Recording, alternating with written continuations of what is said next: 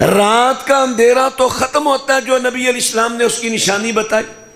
آپ نے فرمایا نا، وہ جو صحیح مسلم کی روایت ہے، نبی علیہ السلام فرماتے ہیں بلال کی اذان تمہیں مغالطہ میں نہ ڈالے. بلال اذان کہتا ہے رات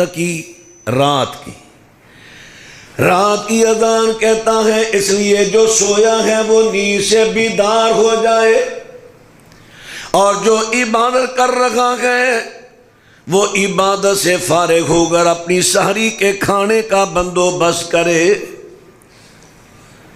بعض لوگ یہاں اس حدیث کو قید کر دیتے ہیں رمضان سے، جبکہ یہاں رمضان کا لفظ نہیں، یہ مطلق حدیث ہے رمضان اور غیر رمضان میں، کیونکہ سحری کا وقت رمضان اور غیر رمضان سب میں آتا ہے. پھر صحابہ کرام رمضان کے علاوہ بڑے روزے رکھتے تھے.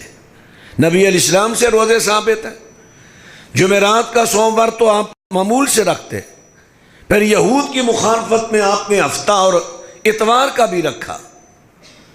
شعبان کے کثرت سے روزے رکھتے، تو رمضان کے علاوہ بھی ساری ہے. اللہ اکبر.